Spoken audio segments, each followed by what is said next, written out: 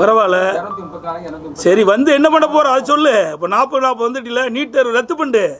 சும்மா இந்த வேடிக்கை காட்டணும், அந்த இளைஞர் சொல்றது, மாணவ போராட்டம் பண்றது, இதெல்லாம் மக்களை ஏமாற்றின நாடகம். எங்க போராட்டம் பண்ணணும்? நாடாளுமன்றத்தில் போராட்டம் பண்ணணும்.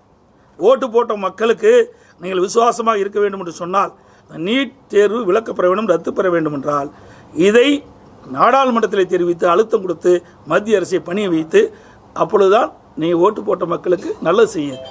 நல்லது செய்வதாக மக்கள் நினைப்பாங்க, அது நல்லதே செய்ய மாட்டாங்க. அது எப்பவுமே நல்லது செஞ்ச சரித்திரம் திமுக கிடையாது. அதிமுகவோட இந்த அடுத்தடுத்த சரிவுகளை ஏதாவது சரி பண்றதுக்கான திட்டங்கள் எதுவும் இருக்கா? என்ன சரிவு இருக்குது சொல்லுங்க. அதிமுக தோல்விங்கிறது வேற, நல்லா புரிஞ்சுங்க. எந்த கட்சி தோல்வி இல்லாத இருக்குது தமிழ்நாட்டில் சொல்லுங்க பார்க்கலாம். திமுக தோல்வி இல்லையா? 1991 2 எம்எல்ஏ வந்தது, 2 தானே வந்தது. 2014 ஒரு எம்பி கூட கிடையாது தமிழ்நாட்டில். 9 இடத்துல 3வது இடம், 2 இடத்துல டெபாசிட் போயிட்டு, கன்னியாகுமரி, தருமபுரி. மறுபடியும் வரல.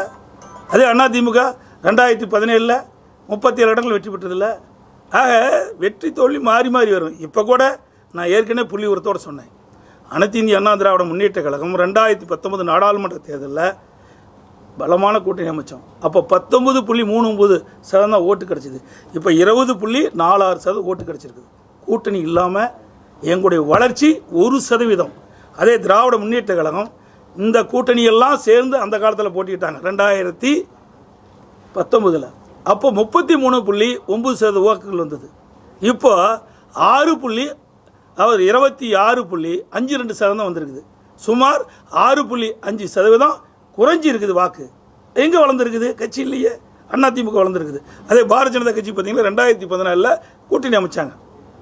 அதுலேயும் பாட்டாளி மக்கள் கட்சி அப்போ இருந்தது, பல கட்சிகள் இருந்தது. அப்போ 18.80 ஓட்டு தான் வாங்கினாங்க. இப்போ 18.28 தான் வாங்கியிருக்கிறாங்க. 0.52 குறைவு. அதிமுக அதிகமாக வாங்கியிருக்குது. அதோட 2019 இந்த 39 நாடாளுமன்றத்தில் 214 தொகுதி இருக்குது. அப்போ 2 இடத்துல தான் நாங்கள் வெற்றி பெற்றோம், 2 சட்டமன்றத்தில். இப்போ 10 எங்களுடைய கூட்டணி 10 இடத்துல 10 சட்டமன்றத்தில் நாங்கள் வெற்றி பெற்றுக்கிறோம். ஆக அதிமுக ஒன்றும் தோல்வி இல்லை. தோல்வியும் வெற்றியும் மாறி மாறி தான் வரும். இது நாடாளுமன்ற தேர்தல், சட்டமன்ற தேர்தல் இல்லை. சட்டமன்ற தேர்தல் வேறு மாதிரி இருக்கும், நாடாளுமன்ற தேர்தல் வேறு மாதிரி இருக்கும். கடந்த 2019 இப்படி தான் வெற்றி பெற்றாங்க, 38 இடத்துல வெற்றி பெற்றாங்க. அதே 2021 எங்களுடைய கூட்டணி 75 இடத்துல நாங்கள் சட்டமன்றத்தில் நாங்கள் வெற்றி பெற்றோம். 2026 சட்டமன்ற தேர்தலில் அதிமுக இலக்கு என்ன சார்? எங்களுக்கு என்ன, அனைத்து இந்திய அண்ணா திராவிட முன்னேற்ற கழக தலைமையில் ஒரு சிறப்பான கூட்டணி அமையும், தனி பெரும்பான்மையோடு அனைத்து இந்திய அண்ணா திராவிட முன்னேற்ற கழகம் ஆட்சி அமைக்கும். நன்றி, வணக்கம்.